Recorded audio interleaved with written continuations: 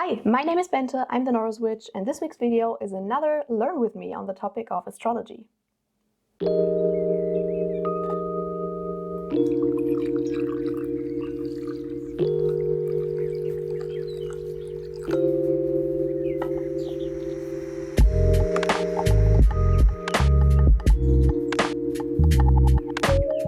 You know the game by now. First, a little bit of Patron love. Thank you really much to Braden, Diego, Bethany, Hannah, Tel, Timothy, Bjorn, Scylla, Ash, Lorna, and Lucy. And now let's learn a little bit about astrology. In the last video, I gave you a little bit of general information about astrology, how astrology works, what it is, etc., etc.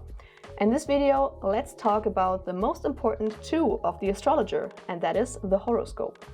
The horoscope shows the state of the solar system in a specific given moment. So for example, in a typical birth chart, you would see what the solar system looks like in the moment of someone's birth.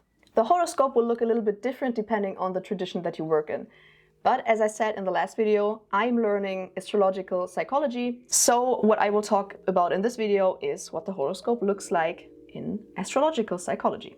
Starting in the center of the horoscope, we can see the self, the aspects, the planets, the zodiac, and the houses. The self stands for exactly that, the human. No aspect lines are drawn through the center in astrological psychology because the self, the center of the horoscope, shows the self as the free human being. It shows the freedom of the human being and also the human being being uninfluenced by any outside influences. That is why there are no aspect lines drawn through the center of the horoscope. Right outside of the self, of the center of the horoscope, you can see the aspect lines that are connecting the planets.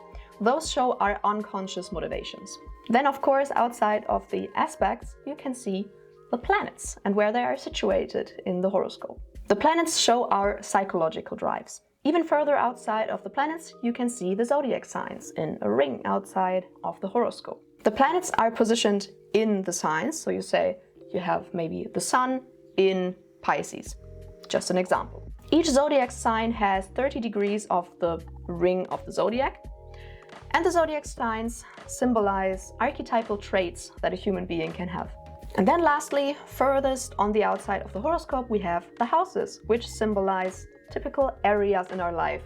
For example, relationships, family, our job, stuff like that. But we will go more into depth on every single one of these aspects of the horoscope in separate videos.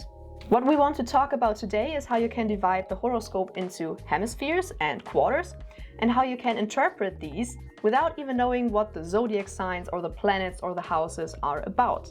Because that is a very, very easy approach to find out a general theme in the birth chart of a person. Of course, it gets much more in depth than that, but that is just a very easy first approach. The horoscope can be divided into 2 hemispheres and 4 quarters by connecting the 4 quarter points, which are the ascendant, the descendant, the medium coeli, and the imum coeli. And I hope that I'm pronouncing that correctly in English, because of course in German it sounds differently. So for the sake of my non-existent pronunciation skills, let's just from now on call them AC, DC, MC, and IC, okay? I will not go very deeply into these 4 quarter points in this video. That will also be another video because it's a bigger topic. In this video, we will talk about them more generally, and the axes that they form are more important in this video than the quarter points themselves. The AC is the starting point of the horoscope. It's in the east or on the left. Sounds strange. In astrology, it's flipped. You have the east on the left and the west on the right. So starting with the eastern starting point of the horoscope, the AC, you have the me. It's the I, the self. Then on the other side, you have the DC, the descendant. That is the U point. And those two form the first axis, which is the contact axis. Then on the bottom, you have the IC, which stands for the collective. And on the top, you have the MC, which stands for the individuum. And these two also form an axis, which is called the growth axis. Just to make that clear, it's possible that the names that I gave these axes aren't the correct English names. I'm learning all this stuff in German, so I have to kind of translate them. And I was looking up the names in English on the internet, but I didn't find anything about the axis. So I kind of had to translate them myself. So let's just call them the contact axis and the growth axis. So as I said, the first thing that we can look at is the contact axis, which goes from the AC to the DC. Because it's the axis that connects the me and the you, the contact axis, it is where we meet other people, where we meet our environment. By looking at the contact axis, we can see if we maybe easily form relationships or if we maybe have problems with that, if there are blockages involved. And we also find out our rights and responsibilities in relationships. If you look at the contact axis and especially at the ascendant, at the AC, if there are a lot of planets at the AC, that can mean that the person whose birth chart you're looking at is more self-centered, and maybe the person has problems building relationship with other people. Whereas if there are a lot of planets on the DC, on the U point, that could mean that the person is more focused on other people. Maybe they even have problems with self-confidence, maybe they have no proper self-assuredness, and they're maybe even depending too much on others and asking too much of other people. The second thing that we can look at is the growth axis from the IC to the MC. So from the point of the collective to the individuum. That is why it's called the growth axis, because it is where we grow from just one small person in a big group of people to this one individuum that kind of finds their own way and their own personality.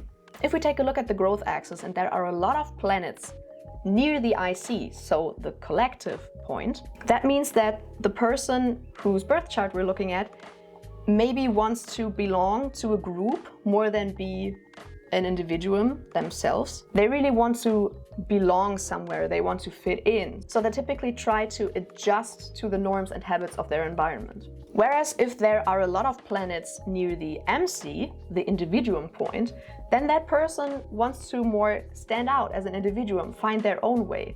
It's not as important for them to fit into a group, but they want to, find their own way and be an individuum. What we can also find there are our goals, what we're working towards, our individual goals, but also our very individual characteristic, what makes us an individuum. So those are the axes and what we can tell about a person by just looking at the quarter points and whether there are a lot of planets present or not. But what do the hemispheres mean? Let's first look at the left hemisphere, which is the me hemisphere. It's left of the growth axis, so it is the whole hemisphere around the AC. What we find there is everything that touches us personally, privately.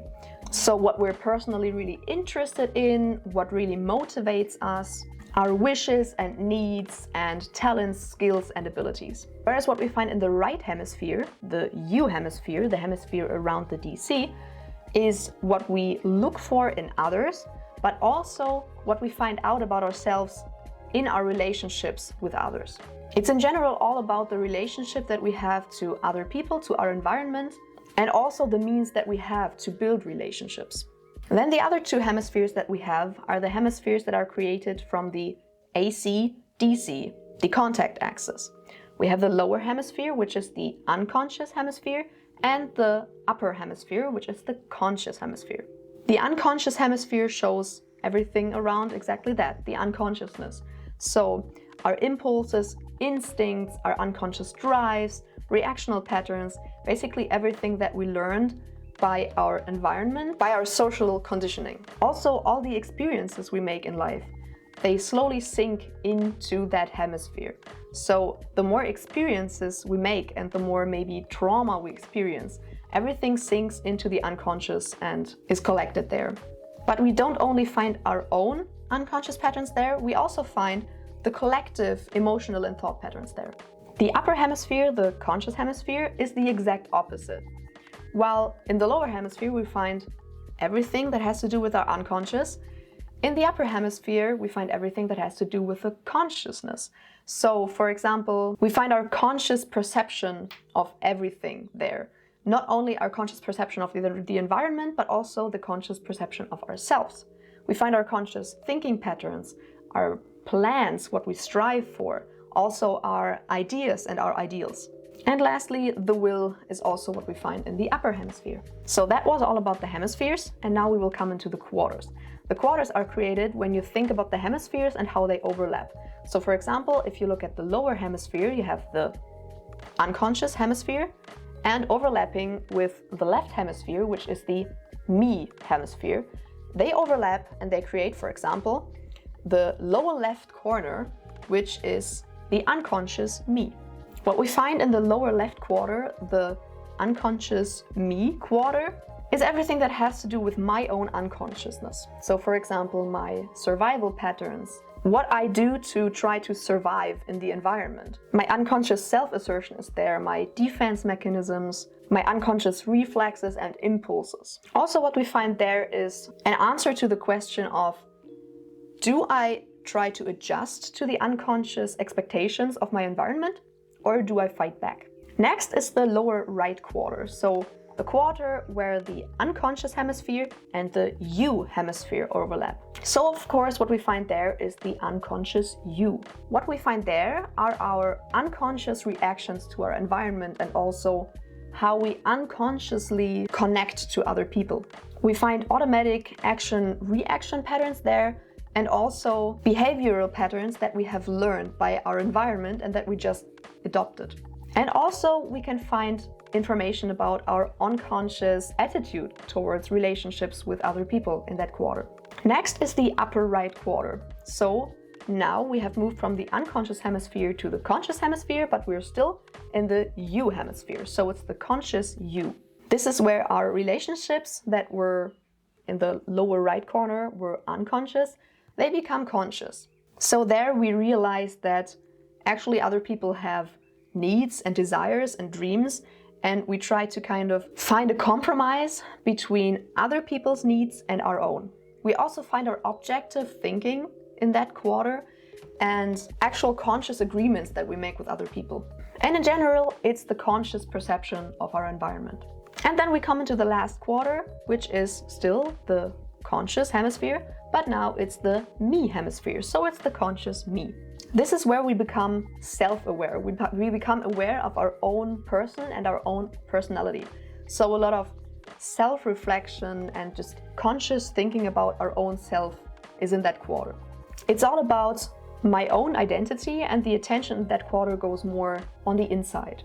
But more than just self-reflection, that quarter is also about self-realization. So I find out about my own conscious dreams. What do I want to do in life? What do I want to become? It's in general all about thinking about yourself and what you want to be. So it's like, who am I? Why am I like this? What do I want to be? Do I want to stay the way I am? And it's also the quarter that can shine like light on the unconscious hemisphere, because of course, the quarter where you are thinking about yourself is also the quarter where you can actually start thinking about your unconscious self. Okay, so these are the quarters and the hemispheres in the horoscope that you can look at if you first look at a birth chart. It's the first thing that you will probably see if you look at a birth chart is, oh, there are like 7 planets in this one quarter. That's pretty obvious. But how do you actually interpret these hemispheres and quarters and the axis? It's actually pretty easy, because if you first look at the birth chart, as I said, it's something that you can see directly. You don't have to think about what the planets are standing for, or what the zodiac sign means, or what it means that the planet is in this house.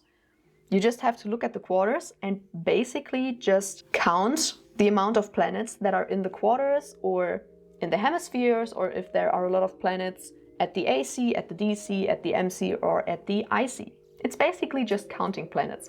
As I already said, this can give you some rough direction, a very general theme about the birth chart. Of course, there will be a lot more to discover than that, but it's a start, especially if you're not that well versed with the meanings of the zodiac signs and the planets, etc., etc.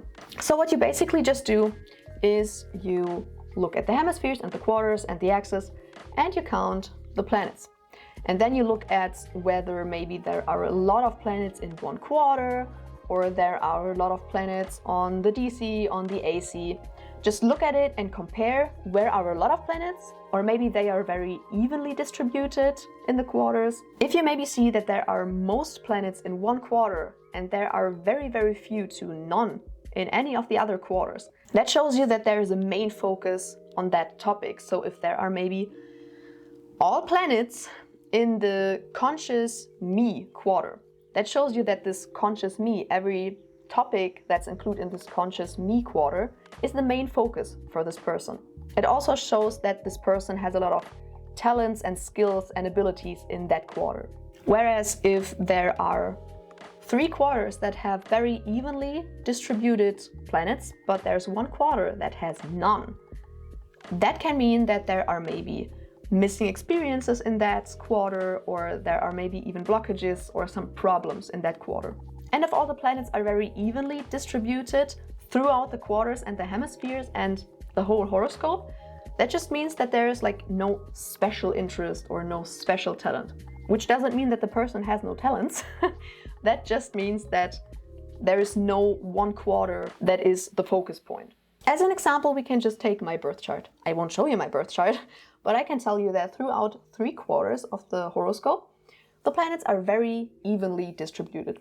But I have 1 quarter with no planets at all, and that is the unconscious me, which shows you that I have blockages and problems in that area, which is very true.